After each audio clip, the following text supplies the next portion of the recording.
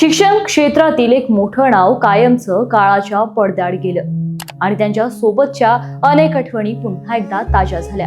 विद्यार्थ्यांच्या यशाच्या कहाण्या, भव्य विद्यापीठांचे कॅम्पस, क्रिकेट स्टेडियम, राजकारणातील प्रवास आणि शिक्षण क्षेत्रात उभं केलेलं विशाल साम्राज्य, या सगळ्यांमुळे आज पुन्हा एकदा सर्वत्र एकच नाव चर्चेत आलं, डॉक्टर डी.वाय. पाटील। अनेकांच्या मनात प्रश्न निर्माण झाला आहे, डी.वाय. पाटील नेमके कोण होते? त्यांच्या नावाने देशभर इतक्या शैक्षणिक संस्था कशा उभ्या राहिल्या आणि एका सामान्य गावातून सुरू झालेला त्यांचा प्रवास भारतातील शिक्षण क्षेत्रातील सर्वात मोठ्या नावांपैकी एक कसा बनला? आजच्या व्हिडिओमध्ये आपण जाणून घेणार आहोत डॉक्टर डी.वाय. पाटील यांचा संपूर्ण प्रवास, संघर्ष, यश आणि शिक्षण क्षेत्रातील त्यांचं योगदान, सोबतच त्यांनी मागे सोडलेला प्रेरणादायी वारसा। नमस्कार, मी श्यामल साबळे आणि तुम्ही पाहतात सरळ सोपं।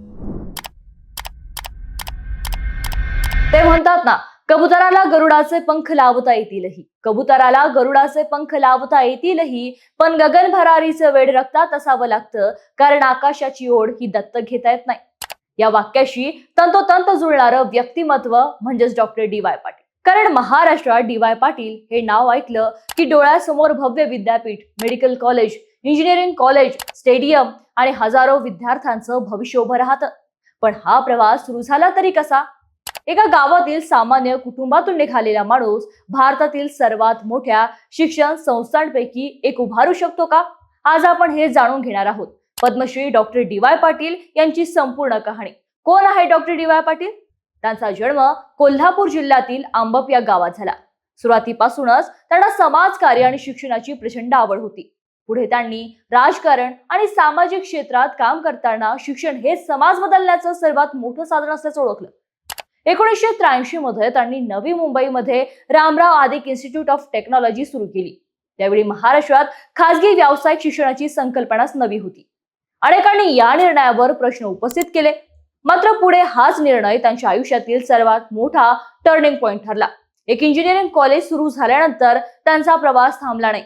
आज डॉक्टर डी.वाय. पाटील समूहांतर्गत शेकडो शैक्षणिक संस्था कार्यरत आहे। मग यामध्ये medical college, dental college, engineering college, management संस्था, law college, nursing college, pharmacy, कृषी शिक्षण, आंतरराष्ट्रीय शाळा, विद्यापीठे अशा अनेक संस्था देशभर उभ्या राहिल्यात। पुणे, नवी मुंबई, कोल्हापूर आणि इतर शहरांमध्ये त्यांचे शैक्षणिक कॅम्पसही आहेत।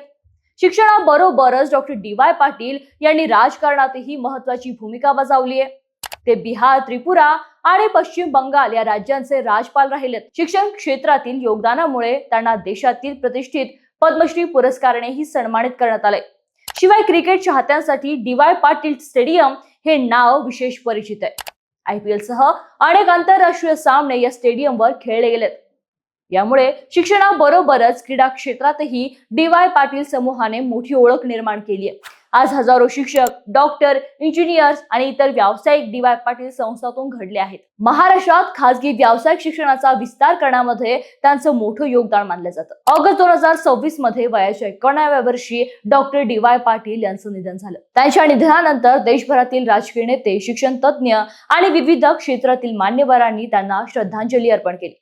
त्यांच्या जाण्याने शिक्षण क्षेत्रातील एका युगाचा अंत झाल्याची भावना अनेकांनी व्यक्तही केली।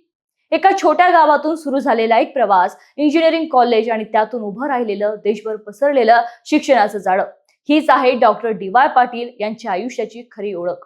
व्यक्ती जाते पण तिचं काम कायम जिवंत राहतं आणि म्हणूनच भारतीय शिक्षण क्षेत्रात डॉक्टर डी.वाय. पाटील यांचं नाव कायम आदराने घेतलं जाईल। बाकी या घटनेबद्दल तुमचं काय मत आहे? तुम्हाला काय वाटतं? आम्हाला कमेंटमध्ये नक्की कळवा आणि व्हिडिओ आवडल्यास आपल्या सरळ सोपं या पेजला फॉलो तसेच सबस्क्राईब करायला विसरू नका।